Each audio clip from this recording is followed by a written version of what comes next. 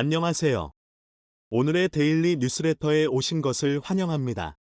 1. 중립국위원회 2. 러시아의 심각한 위기 3. 한국의 중요한 결정. 한번 진실을 알아봅시다. 전면전으로 치달은 우크라이나 러시아 전쟁. 그러나 자포리자 원전이 변수로 솟아오르면서 전쟁 종식은 물론 휴전 이야기까지 다시 수면 위로 부상했습니다. 자칫 잘못하면 러시아는 물론 전 유럽이 방사능 피폭을 당할 수 있는 상황. 휴전과 협정에 대한 이야기가 두 국가 사이에서 재등장하는 가운데 미국이 중립국위원회 모델을 생각하고 있다는 내용이 미 정계에서 흘러나왔다고 하는데요. 바로 6.25 전쟁 시 DMZ를 두고 만든 중립국감독위원회 모델을 우크라이나 러시아 전쟁에도 적용하겠다는 내용입니다. 앞으로 있을 유엔 총회에 이 논의가 진행될 것이라는 예측이 나오는 가운데 과연 두 국가는 어떤 결론에 도달하게 될까요? 한치 앞을 예측할 수 없는 현 상황을 지금부터 자세하게 설명해 드리겠습니다. 강력한 러시아라는 신화는 뒤로 해야 하는 옛말이 되었다. 우크라이나 대통령실에서 강한 어조로 러시아를 비난한 젤렌스키 대통령은 본격적인 진군을 드러냈습니다. 푸틴의 망상을 끝내고 우크라이나가 러시아의 야욕을 꺾는 국가가 되겠다고 본격적인 선언을 한 것이죠. 앞서 젤렌스키 대통령은 크림 플랫폼 정상회담을 통해 이 전쟁의 끝은 크림반도 회복이라는 메시지를 전했는데요. 우크라이나 주도 하에 결성된 국제협의체인 크림 플랫폼은 러시아가 강제로 병합한 크림반도를 되찾기 위해 유럽과 우크라이나 세력이 주도적으로 결성한 단체로 우크라이나의 군수물품과 병력 지원기지 역할을 하고 있습니다. 장기화된 전쟁을 끝내려면 이곳이 필요하다고 판단한 젤렌스키 대통령은 과거 우크라이나가 맥없이 빼앗긴 크림반도를 되찾는 것이 명분은 물론이고 실리적인 차원에서 반드시 필요하다고 판단한 것이죠. 흑해 연안 남부 요충지에 대한 본격적인 수복작전에 그는 돌입했습니다. 헤르손 북서쪽 프라우딘의 마을을 중심으로 총 3갈래 공격을 퍼부으며 러시아를 타격했습니다. 러시아 군을 향해 지금 도망치면 목숨은 건질 수 있다 고 말하며 남부 헤르손 지역을 찾기 위해 총력전을 벌이겠다는 의지를 보였죠. 그동안 지지부진했던 미국과 유럽의 무기가 보충됨에 따라 무기를 바탕으로 진군이 가능해진 덕분에 이번 작전이 가능해졌죠. 미국과 유럽연합은 각각 106억 달러, 25억 달러 규모의 군사 지원을 아끼지 않았습니다. 현재 전쟁의 게임 체인저로 군림하고 있는 하이마스, HIMARS를 비롯해 155mm 야포와 레이더 파괴 미사일 등이 보충되면서 우크라이나는 과감한 공세 전환으로 돌아간 것입니다. 러시아도 우크라이나 군의 공격에 맞서 다급한 움직임을 보였습니다. 그동안 보급에 있어 계속 문제점을 드러냈던 러시아는 이번 우크라이나의 헤르손 공격에도 같은 문제점을 드러내며 군을 후퇴하는 모습을 보였습니다. 러시아는 화력을 보강하기 위해 시리아 타르투스 항에 배치된 S-300 지대공 미사일을 크림반도 인근으로 가져오는가 하면 이란산 공격용 드론도 배치를 하며 전선을 가다듬고 있습니다. 미 워싱턴 포스트는 러시아군 수송기가 이란을 떠나 크림반도로 향했다는 소식을 긴급하게 보도하며 모아제르 6, 샤헤드 129, 샤헤드 191 등 이란산 공격 드론 3종이 수송기에 포함되어 있다는 정보를 알렸죠. 대규모 충돌이 예상되는 가운데 그동안 지지부진했던 전황에 큰 변화가 관측됩니다. 사실상 6개월이 넘는 전쟁 가운데 양측 모두 엄청난 손실을 감수하고 있는데요. 우크라이나 입장에서 이번 공격이 마지막이 될 수 있다는 관측이 나오고 있고 러시아도 이번이 마지막 공격이라는 생각으로 전쟁에 임하고 있다는 보도가 흘러나오고 있습니다. 하계 상황에 처해 있죠. 사실 성급하게 군사를 일으켜 움직이는 것이 손해인 상황에서 그럼에도 불구하고 젤렌스키 대통령이 과감한 행보로 전환한 것은 이유가 있는데요. 바로 자포리자 원전이 그 이유입니다. 유럽 최대 원자력 발전소인 자포리자 원전을 향해 러시아는 지속적인 포격을 감행했습니다. 원전이 파괴되었을 경우 초래되는 심각한 위험에도 불구하고 러시아는 자포리자 원전 도발을 멈추지 않았죠. 그로 인해 자포리자 원전의 상태가 심각해졌습니다. 러시아의 포격으로 인해 원자로의 일부가 파괴되었다는 소식도 전해지면서 현재 자포리자 원전은 체르노빌 사태에 직면하는 것이 아닌가 하는 분석이 나오고 있습니다. 실제로 이를 살피기 위해 국제원자력기구 IAEA가 급하게 인력을 파견, 원자력 시설 검토에 나서는 모습을 보였죠. 러시아가 현재 점령 중인 원전 단지 주변 마을에서는 방사능 유출을 대비하는 움직임이 일어났습니다. 원전 인근 도시 에네르호다르는 방사능 노출 시 발생되는 후유증을 방지하기 위한 아이오딘 알약 2만 5천 점을 배포했습니다. 방사능 노출로 인한 갑상선암 유발을 낮출 수 있는 효과도 지니고 있죠. 폭격으로 인해 현지 시간으로 25일 원전 전력 공급이 끊기기도 하는 등 위태로운 순간들이 이어지고 있습니다. 원전이 망가지면 우크라이나는 물론이고 러시아를 포함한 전 유럽이 최악의 사태에 직면할 수 있죠. 그렇기에 우크라이나 입장에서는 위험한 상태에 놓인 원전을 구출하고 하루빨리 원전 정상화를 해야 하는 과제에 놓였습니다. 젤렌스키에게는 자금도 없을 뿐만 아니라 시간도 부족한 것입니다. 이는 사실 러시아 입장에서도 반가운 일이 아닙니다. 우크라이나 군을 물리치기 위해 미사일을 남발한 결과 원전에 타격이 갔고 러시아는 뜻하지 않은 위기를 자초한 것입니다. 우크라이나의 급박한 군 동원과 러시아의 재빠른 반격은 이러한 배경이 깔려 있기 때문에 가능한 일이었죠. 문제는 이렇게 충돌을 했어도 승패가 결론 나지 않을 수 있다는 점입니다. 6개월을 끈 전쟁이 년 단위를 넘어갈 수 있다는 것이죠. 이런 가운데 양측에서는 화친과 종전 이야기가 나왔습니다. 단 6개월이라는 시간이 흘렀지만 전쟁에 소요된 비용이 너무나도 크기에 이를 감당하는 것이 부담스러운 국가들 사이에서 말이 나왔죠. 미국도 초반의 기세와는 다르게 점점 부족해지는 물자는 물론 우크라이나를 향한 엄청난 자원을 쏟아붓는 바람에 자국 상황도 위태로울 정도로 전쟁의 피해를 고스란히 겪고 있습니다. 미국 주간지 뉴스위크에 따르면 지금까지 투입된 전쟁 비용이 양측을 합해 3,100억 달러, 한화로 414조 원에 달한다고 분석했습니다.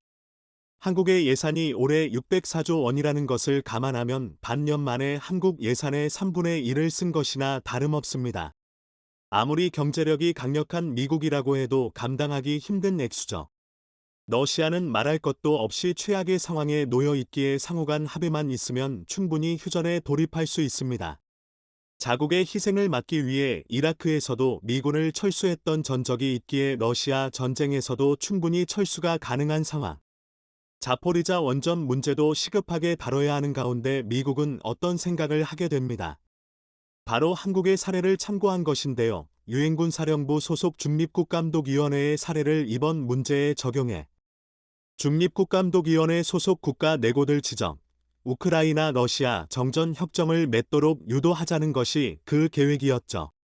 유엔군 사령부는 1953년 정전협정을 집행하고 연합사와 국제사회 간의 교량 역할을 하면서 동시에 전력 제공국의 전력 지원에 협조하는 것을 목표로 한 조직입니다. 원래는 6.25 전쟁 당시 한국으로 침범하는 북한을 막기 위해 유엔 주도로 창설된 다국적 연합군을 가리키는 단어죠. 이 사령부 소속 단체인 중립국감독위원회는 정전협정을 감시하는 상설기구로 유엔군 사령부가 지정한 2개 국가와 북한에서 지정한 2개 국가, 총 4개국 대표가 위원회에 소속되어 활동합니다. 양국의 평화를 지키기 위해 각 단체에서 신임하는 국가 대표를 보내 무력 분쟁을 막자는 취지죠. 이 조직과 비슷한 조직을 우크라이나 러시아에도 똑같이 적용할 수 있다고 본 것입니다.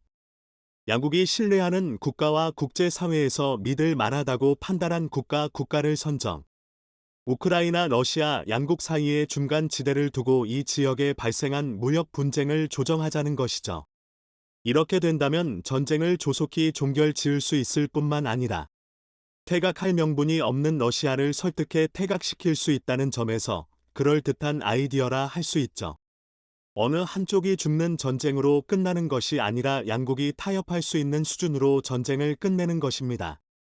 자포리자 원전 문제가 시급한 상황에 이런 방식으로 전쟁이 종결되면 원전 수리는 물론 대규모 재앙을 피할 수 있는 길이 열리게 됩니다.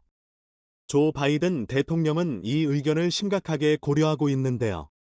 최근 유엔 총회 참석을 선언한 조 바이든은 이 문제를 주요 의제로 선정, 회원국들의 의사를 타진할 것으로 보입니다. 한국도 유엔 총회에 참석, 중립국위원회의 구성이 조만간 발표될 것으로 보이는데요.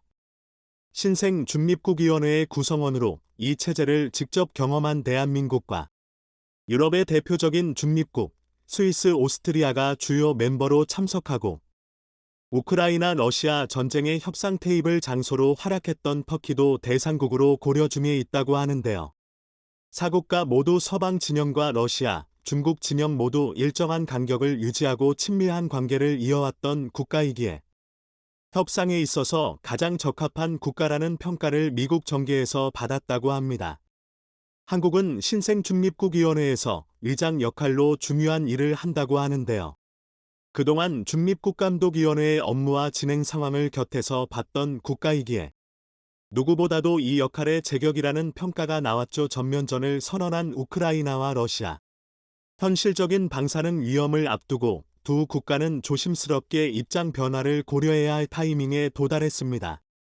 양국도 뒤에서 중립국위원회 구성에 동의를 한 상황. 중립국위원회 모델이 과연 성공적으로 양 국가의 평화를 가져오는 데 도움이 될까요? 이젠 인정할 때가 됐습니다. 대한민국은 더 이상 개발도상국이 아니며 중견국도 아닙니다. 이제 대한민국은 명실상부 선진국의 반열에 올랐습니다. 실제로 지난 2022년 12월 31일 US 뉴스 앤드 월드 리포트는 2022년 가장 강력한 국가 6위의 대한민국을 선정했는데요. 이는 프랑스, 일본보다 앞선 수치였습니다. 즉 이미 국제적으로는 대한민국을 유럽 국가들이나 일본보다 더 높게 평가한다는 방증인데요. 그러나 유감스럽게도 아직 국내에서는 이를 잘 받아들이지 못하고 있습니다. 아무리 그래도 한국의 군사력이 그 정도는 아니지 않냐는 건데요. 그래서 준비했습니다. 오늘은 한 나라의 강력함을 결정짓는 비밀에 대해 알려드리겠습니다. 우선 2022년 가장 강력한 국가 또는 글로벌 파이어 파워 등에서 군사력 순위가 발표될 때 많은 분이 간과하시는 게 있습니다. 바로 한 나라의 강력함은 절대 단순히 군사력이나 군의 규모만으로 평가할 수 없다는 것입니다. 당장 2022년 가장 강력한 국가만 봐도 경제적, 정치적 영향력, 국제동맹, 군사력, 수출 등 6가지 지표에서 정수화하는 방식으로 순위를 선정하는데요. 이뿐만이 아닙니다. 대다수의 군사 전문가들은 문화 수준이나 시민 의식 같은 민도 또한 한 나라의 강력함을 결정하는 매우 중요한 지표라고 강조하고 있습니다. 하지만 여기까지만 설명해 드리면 민도와 군사력이 무슨 연관이 있는지 납득하기 어려우실 겁니다. 사실 당연한 의문인데요. 불과 10여 년 전만 해도 군대는 군대다워야 한다라는 게 보편적인 상식이었습니다.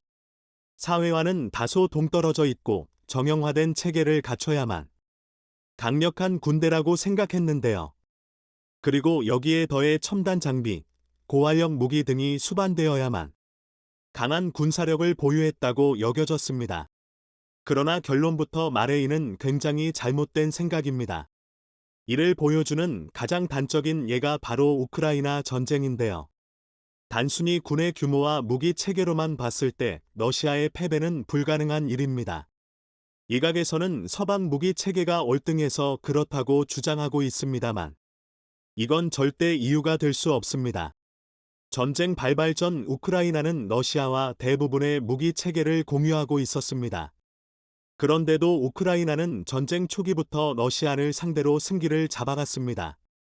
이는 앞서 말했듯이 물리적인 부분이 아니라 문화, 경제, 시민의식, 항전 의지 등 무형적인 부분에서 매우 강력하기 때문인데요. 쉽게 말해 군대와 무기 체계가 아니라 국민이 승패를 좌우한다는 것입니다. 이를 증명하는 또 다른 예가 바로 베트남전인데요. 이국의 패배에는 다양한 이유가 있지만 그 중에서도 가장 큰 원인은 역시나 국민이었습니다. 당시 미국은 프랑스의 식민 지배에서 갓벗어난 베트남의 민도를 무시하고 무조건적인 베트콩 색출 섬멸 작전에 주력했는데요. 이로 인해 미군의 전술은 북베트남군의 점령지를 탈환하는 영토 분쟁의 형태였습니다. 이는 진영 논리를 떠나 베트남 민간인들에게 엄청난 반발심을 불러일으켰는데요. 미국의 목적이 아무리 공산주의 확장 저지와 민주주의 확립에 있었다 하더라도 베트남 국민들 입장에서는 프랑스와 똑같은 외국의 점령군처럼 보였던 것입니다. 즉 얼핏 미군과 아무런 관련도 없어 보이는 베트남의 정치, 사회적 여건이 오히려 가장 심각한 장애물로 작용했던 건데요. 여기에 더해 북베트남군의 구정 공세를 계기로 미국 본토에서 대규모 반전 여론이 형성되었고 이는 끝내 미군의 철수로 이어졌습니다. 역사에 미국의 첫 패배가 기록된 것입니다. 더군다나 당시 미국은 베트남 전쟁보다 흑인 시위로 대표되는 내부의 인종 문제가 더 급한 불이었고 군은 국민의 지지를 얻지 못했습니다. 또 군사력과 전혀 상관없어 보이는 정치, 사회, 문화적 흐름의 전쟁의 승패가 결정된 건데요. 그런데 여기서 주목해야 할 건 미국 국민들의 군인을 대하는 태도의 변화입니다. 많은 분이 아시다시피 미국에서 군인의 대우는 세계 최고 수준인데요. 일반 국민들도 군인을 존경과 존중의 자세로 대합니다. 이는 우리 국민분들이 가장 부러워하는 미군의 장점 중 하나인데요. 많은 분이 이래서 미군이 세계 최강이다라고들 말씀하십니다. 그러나 1970년대 당시만 하더라도 베트남 전쟁 참전 용사에 대한 처우는 최악이라는 말로도 부족했습니다. 영화 남보가 이를 굉장히 잘 보여주는데요. 정말 가슴 아픈 이야기지만 반전 시위를 주도한 청년층에게 베트남전 참전 용사는 악당이었고 제2차 세계대전과 6월 25일 전쟁을 승리로 이끈 중장년층에는 패잔병이자 골칫땅이었습니다. 여기에 엎친 데 덮친 격으로 미국 내 정치 문제와 국제 경제 위기들이 연달아 터지면서 베트남 참전 용사는 그저 사회 문제로 전락해 버렸습니다. 지금 우리가 접하는 미군에 대한 사회적 대우를 생각하면 상상하기 어려운 과거인데요. 이는 미국 정부가 문화와 시민 의식이 군사력에 미치는 영향을 일찌감치 파악하고 부단한 노력을 계속했기 때문입니다. 그렇지 않았다면 아무리 예산을 쏟아부어도 모병제로 운영되는 미군이 정성적인 군대의 형태를 취할 수 없었을 텐데요. 이것이 바로 무기체계 등 물리적 요소가 아닌 민도 같은 무형적 요소가 군사력을 논할 때 중요하다고 여겨지는 이유입니다. 그리고 이에 만만치 않게 군의 문명화 또한 굉장히 중요한데요.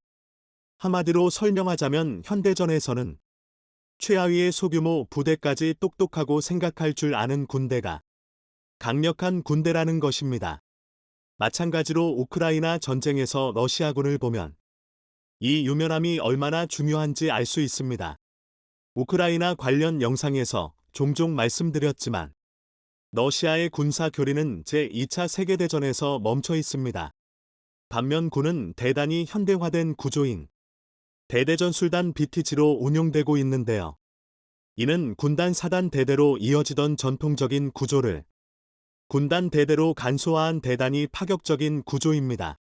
좀 더 구체적으로 BTG에 대해 설명하자면 정찰을 목적으로 올해에 들어온 탑재 차량이 편제되어 있고 지휘를 위한 지휘 차량이 편성되어 있습니다. 또 타격에는 전차 10대로 이루어진 1개 전차중대와 40대의 보병전투차, 6대의 자주박격포 APC, 12에서 20대의 자주포 또는 다연장 로켓포로 구성된 두세 개의 기계화 포병중대가 편제되어 있는데요. 방호에는 2대의 전자전 차량, 10대의 방공 차량이 배치되어 있고 지원에는 공병부터 의료, 유료, 의료 지원까지 다수의 지원 차량이 따라붙습니다. 대략 600에서 1000명의 병력으로 구성된 한 개 대대가 정찰, 지휘, 타격, 방호, 지원까지 모든 임무를 수행할 수 있는 건데요. 규모가 작은 만큼 지속 작전을 수행하기에는 무리가 있지만 임무 수행 능력이 굉장히 빠르고 유연해서 전면전이 아닌 지역 분쟁에 개입하기에는 상당히 효율적인 선진화된 군 구조로 여겨졌습니다. 심지어 미군조차도 BTG까지는 시도하지 못하고 규모 면에서는 한 단계 위인 여단전투단을 운용할 정도였습니다. 그러나 군의 구조만 최신화시키고 정작 소프트웨어인 군사 교리가 수십 년째 제자리걸음이다 보니 아주 간단한 임무마저 손아할 수 없었는데요. 기계화 보병은 속된 말로 닭돌 뿐이고 포병은 아군의 위치도 파악하지 않고 그저 지역 제압만 생각하고 포탄을 쏟아붓는 지경이었습니다. 상황이 이렇다 보니 같은 BTG 소속이었음에도 당연히 제병협동은 어불성설이었고 아무리 강력한 전차라도 고작 제블린 한두 발의 뚜껑이 따이기 일쑤였습니다. 그렇게 전체 전차 손실량 96.6% 달성, 기계화 장비 손실량 46% 달성이라는 말도 안 되는 기록이 만들어진 건데요. 즉 유연하지 못한 군의 사고가 전멸이라는 최악의 결과로 나타난 것입니다. 그럼에도 불구하고 단순히 군의 규모와 무기 체계의 수준만으로 한 나라의 강력함을 진단한다면 아무리 전문가라도 3일이면 러시아가 이긴다 같은 오류를 범할 수밖에 없는 것입니다. 하지만 여기에도 변명의 여지가 전혀 없는 건 아닙니다. 사실 이는 미국의 잘못도 있는데요. 오직 미군만이 가능한 현대전이라는 개념이 다수의 전문가가 오류를 범하게 만들었기 때문입니다. 그렇다면 미군은 도대체 왜 그렇게 강력한 걸까요? 지금에 와서야 설득력이 떨어졌지만 현대전이란 곧 총력전의 반대말과 같았습니다. 과거처럼 우리나라 대 남의 나라가 일로 싸우는 게 아니라 거미줄처럼 얽혀있는 국제관계 속에서 주요국들의 개입이 당연시되기 때문인데요. 우크라이나 전쟁의 흐름을 보면 이를 아주 잘 알 수 있습니다. 일반적으로 전문가들은 2014년 시작된 돈바스 전쟁을 우크라이나 전쟁의 첫 물리적 충돌로 보고 있습니다. 러시아가 추구하는 전형적인 현대전의 모습이었다고 할 수 있는데요. 러시아 입장에서는 타국의 개입 없이 우크라이나의 국력을 소모하고 원하는 바를 얻을 수 있는 상책이었습니다. 실제로 이때까지만 하더라도 돈바스 전쟁에 개입하는 주요국은 미국 정도가 전부였습니다. 심지어 그것도 간신히 체면치레할 정도의 군사 원조가 전부였는데요. 오죽하면 다수의 군사 전문가들이 우크라이나 전쟁 초기 러시아의 승리를 예상했을 정도입니다. 우크라이나에게 러시아의 침략은 그 즉시 국력을 총동원해서 대응해야 하는 절체절명의 위기였지만 세계 2위 군사 대국인 러시아 입장에서는 푸틴의 말맞따나 특수 군사작전 정도에 불과했기 때문입니다. 그리고 이로 인해 많은 전문가가 창피를 당해야 했는데요. 모두 아시다시피 러시아는 철저히 실패했습니다. 전문가들마저 단순히 군의 규모, 무기 체계의 차이만으로 전쟁의 승패를 재단하는 실수를 저질렀던 것입니다. 그도 그럴 게 그간 미국이 보여줬던 현대전은 개전 초기 신속하게 제공권을 장악하고 이를 바탕으로 적의 방공망을 제압하는 데서 시작되었습니다. 이후 신속 전개가 가능한 압도적인 정찰 감시 자산과 세계 최고 수준으로 무장되어 있는 지상군을 이용해 작전 지역을 넓혀가는 것이었는데요. 이 과정에서 정밀한 통신 체계를 이용한 막대한 항공 지원이 수반되었습니다. 또한 적군 저격수 하나 잡기 위해 해양 지역에 대규모 폭격을 날릴 수 있을 정도로 압도적인 보급 지원 능력이 뒷받침되어야 합니다. 이게 가능했기에 미군은 걸프 전쟁을 수행하는 211일 동안 약 148명의 전사자가 발생한 반면 이라크 측에서는 무려 2만에서 5만에 달하는 전사자가 발생했습니다. 그리고 전쟁은 미국의 승리로 끝을 맺었는데요. 상황이 이렇다 보니 세계 2위 군사력을 가진 러시아가 속전속결로 우크라이나를 끝내버릴 것이라는 예측은 당연해 보였습니다. 그러나 예상과는 정반대로 러시아군 현대전 능력은 동네 꼬마들 전쟁놀이만도 못했는데요. 더군다나 전쟁이 장기화되고 총력전이 되어가면서 전쟁을 지속할 능력이 부족하다는 사실이 낱낱이 드러나고 있습니다. 이는 미국과 러시아의 결정적인 차이 때문인데요. 당연한 얘기지만 현대전에는 돈이 필요합니다. 그것도 아주 많은 양의 예산이 필요한데요. 일례로 현대 미군 보병 한 명을 완전 무장시키는 데에는 약 17,500달러, 하나 약 2,150만 원에 육박하는 금액이 필요하다고 추측됩니다. 이군의 강력함은 이런 일개 보병 단계까지도 수천만 단위의 첨단 기술이 적용되었다는 점입니다. 그리고 이게 가능한 이유는 이국의 어마어마한 경제 규모 덕분입니다. 실제로 2021년 기준 미국의 GDP는 약 23조 달러가 넘는데요. 그나마 중국 17조 달러, 러시아가 고작 1.7조 달러에 불과하다는 걸 생각하면 이국의 경제 규모가 얼마나 차원이 다른 수준인지 짐작할 수 있습니다. 그리고 이런 경제적 풍요는 군사력 규모에 상당한 영향을 끼치는데요. 국방기술진흥연구소에서 발표한 2022 세계 방산시장 영감에 따르면 2021년 상위 15개국 중 미국의 국방비 관련 지출은 8,010억 달러로 나머지 14개국을 합친 9,150억 달러와 2017에서 이어 비슷한 수준이었습니다. 이국이라는 한 나라의 군사 관련 지출이 전 세계의 군사 관련 지출과 맞먹는다는 것이죠. 정말 입이 떡 벌어지는 수치인데요. 속된 말로 표현하면 돈을 이만큼이나 때려 박으니 이군이 세계 최강이 아닐 수 없는 것입니다. 더군다나 이보다 놀라운 것은 그렇다고 미국이 국가 예산의 대부분을 국방비로 지출하는 것도 아니라는 점입니다. 실제로 미국의 국방비는 2022년 기준 GDP 대비 약 3.2%에 불과합니다. 중국이 1.7%, 러시아가 3.1%, 대한민국이 2.8%인 것을 감안하면 절대 높다고 할 수 없는 수치인데요. 그럼에도 불구하고 미국의 막대한 경제 규모가 군사력의 강력함을 뒷받침하는 것입니다. 하지만 그렇기 때문에 바로 여기서 중대한 오류를 범하기 쉬워지는데요. 군사력, 경제 규모와 반대로 현재 미국 내부의 상황은 최악으로 치닫고 있습니다. 즉 일부에서 말했던 것처럼 자국 내부의 문화와 시민 의식이 분열하고 있다는 건데요. 현재 미국은 막대한 규모의 군사력을 바탕으로 세계 최강을 석권하고 있지만 총력전 혹은 그에 준하는 상황, 예를 들어 양만 전쟁과 같은 상황을 가정했을 때 정말로 압도적인 강력함을 보여줄 수 있을지는 의문입니다. 당장 미국은 지난 2021년 20여 년을 이어온 아프간 전쟁에서 결국 패배를 선언했는데요. 이 전쟁에 소모된 비용만 2조 달러, 한화 약 2,456조 원이 넘는 천문학적인 금액을 투자했습니다. 이는 아무리 미국이라 하더라도 쉽게 감당할 금액이 아니었습니다. 더군다나 이 막대한 금액과 시간을 쏟아붓고도 미국은 패배했고 한 세대에 걸친 전쟁을 치르는 동만 엄청난 사회 문제를 양산했습니다. 그 대표적인 것들이 바로 치솟는 실업률과 인종, 성별 간의 갈등입니다. 일례로 미국의 범죄율 자체는 매년 하락하고 있지만 반면 증오 범죄의 발생률은 치솟고 있는데요. 각계각층, 남녀노소, 인종, 출신지를 가지고 서로 아기다툼을 벌이고 있다고 해도 과언이 아닙니다. 그런데 문제는 이런 상황에서 중국이 미국의 바로 뒤를 바싹 쫓고 있다는 것입니다.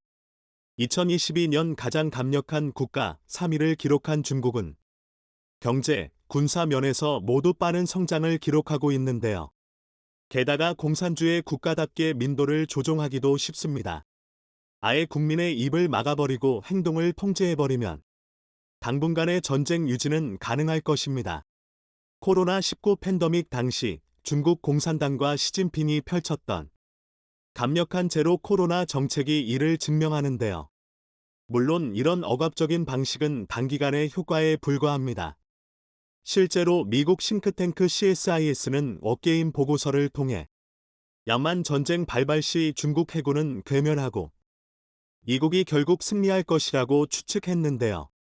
하지만 이 과정에서 미 해군 또한 항공모함 2척, 대형 전함 10에서 20척을 잃고 고작 3주 만에 3,200명에 달하는 병사가 전사하는 등 중국 못지않은 심각한 피해를 볼 것이라고 내다보았습니다.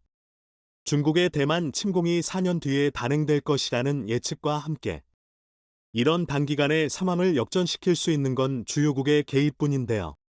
바로 세계 6위의 대한민국입니다.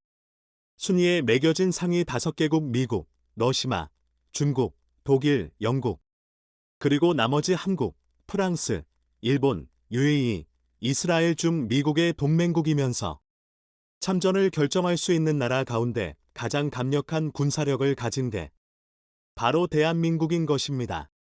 그렇기 때문에 대한민국의 6위는 상당히 막중한 의미인데요. 양안 전쟁에서 대한민국이 어떤 역할을 해내느냐에 따라 이후 국제 정세의 판도는 전혀 달라질 것입니다. 이제 대한민국은 선진국의 책임을 활용해 세계 무대에 막대한 영향력을 행사하게 되었는데요. 이를 위해선 전 국민적 지지가 반드시 수반되어야 할 것입니다. 턱줄 사람은 생각도 않는데 김칫국부터 마신다는 말이 딱입니다. 턱줄 사람은 생각도 않는데 김칫국부터 마신다는 말이 딱입니다. 최근 대한민국이 KF-21의 복좌형 시 제4호기까지 초도 비행에 성공시키자 싱글벙글 난리 난 나라가 있는데요. 바로 인도네시아입니다. 염치라고는 눈꼽만큼도 없는 인니가 그간의 갑질은 기억도 못하고 KF-21의 지분을 주장하고 나선 건데요. 심지어 계약서를 들먹이며 KF-21C 제5호기를 내놓으라고 소유권까지 주장하고 있습니다. 이제는 어이가 없어 화가 나는데요. 게다가 인니는 대한민국이 분담금부터 갚으라는 당연한 요구를 하자 산업 스파이까지 파견하는 충격적인 만행을 저질렀습니다. 그래서 준비했습니다. 오늘은 선을 넘어도 제대로 넘어버린 인도네시아의 욕심에 대해 알려드리겠습니다. 최근 인도네시아가 올해 하반기에 예정된 KF-21C 제5기 시험 비행에 참여하기 위해 자국 파일럿 2명을 대한민국에 파견했다는 사실이 밝혀졌습니다. 얼핏 인도네시아의 이런 결정은 미우나 고우나 공동개발국의 이름을 올리고 있는 만큼 문제될 게 없어 보이는데요. 그러나 말이 좋아 공동개발국이지. 그동안 KF-21 개발 과정에서 인니가 보여준 행보는 국제범죄나 다름없는 수준입니다. 예초에 기술 협력 같은 건 기대도 안 했던 대한민국은 인니와 전체 개발비의 고작 20%인 1조 7천억 원의 지원 계약을 맺었는데요. 인니 입장에서는 분담금 납부만 제때 했어도 1인분을 할 수 있는 무임승차 수준의 날로 먹는 계약이었습니다. 그런데 인니는 이마저도 제대로 지키지 않았는데요. 2019년부터 재정 악화 등을 핑계로 분담금 납부를 계속 미뤄왔습니다. 심지어 결국 돈 내놓으라는 소리도 지친 대한민국에서 사정을 봐줘서 2022년 3월 비용분담 계약서까지 수정해줬지만 이마저도 지키지 않았습니다. 인니는 그저 자국 조종사와 기술진 40여 명을 다짜고짜 대한민국에 밀어넣고 고작 94억 원의 미납금을 납부했을 뿐입니다. 이는 기껏해야 전체 미납금의 1%에 불과한 금액입니다. 이 정도면 미납금 납부가 아니라 대한민국을 모욕한 것이나 마찬가지입니다. 인니가 한국에 던져 놓은 조종사와 기술진들 숙박비도 안 나오는데요. 그래도 차라리 인니의 만행이 여기까지였다면 100번 양보해서 노력이라도 하는 게 어디냐고 생각할 수도 있습니다. 실제로 국내 일각에서는 금액이야 어찌 되었든 이로 인해 인니의 미납금 납부에 탄력이 붙었다고 표현하기도 했습니다. 이때까지만 해도 적어도 인니에 미납 분담금을 갚을 의지라도 있다고 생각되었는데요. 하지만 이는 너무 순진한 생각이었습니다. 인도네시아 무함마드 헤린드라 국방차관이 국내 인터뷰에서 향후 대한민국에 파견되는 자국 기술진이 100명까지 확대되길 기대한다고 밝힌 건데요. 이에 현장에 있던 기자가 미납금에 대해 질문을 던지자 헤린드라 국방차관은 양국 실무진 간의 협의를 통해 이루어질 것이라는 원론적인 내용으로 대답을 회피했습니다. 누가 봐도 미납된 분담금은 갚지 않고 대한민국의 KF-21 기술만 떼가겠다는 소리인데요. 게다가 여기에 더해 인니는 대한민국이 자신들의 억지를 모두 받아주는 게 당연하다는 듯이 언론 플레이까지 펼쳤습니다. 지난 2월 20일 간디 술리스티안토 주한 인도네시아 대사가 CNN을 통해 인니 조종사 2명이 KF-21C 제5호기 조종을 위해 대한민국에 파견되었으며 개발 프로그램 종료 직후 해당 기체 일대를 제공받을 예정이라고 주장한 건데요. 뿐만 아니라 현지 매체 에어스페이스 리뷰 또한 같은 내용의 보도를 뿌리며 KF-21 인수를 기정사실인 양 만들었습니다. 아닌 게 아니라 실제로 인니 조종사 2명은 KF-21 복자형 시 제4호기의 초도 비행을 1급 군사시설인 비행통제실 MCI에서 참관한 데다 시뮬레이터를 통해 KF-21 비행 연습을 진행 중이라는 게 사실로 밝혀졌는데요. 지금 인니는 고작 1% 남짓한 미납금을 납부하고 이를 명분 삼아 자국의 조종사도 기술진도 모두 받아야 주어야 된다고 되지도 않는 고집을 부리고 있습니다. 인니의 이런 행동은 KF-21 공동개발국이라는 지위만 떼어놓고 보면 산업 스파이 활동과 다를 게 없는데요. KF-21이 앞으로 수십 년간 대한민국의 공중 안보와 방산 시장을 이끌어갈 핵심 무기 체계라는 걸 생각하면 도저히 용서할 수 없는 행동입니다. 그리고 드디어 더 이상 인니의 파렴치한 행동을 좌시할 수 없겠다고 판단한 대한민국과 KAI가 회초리를 들었습니다.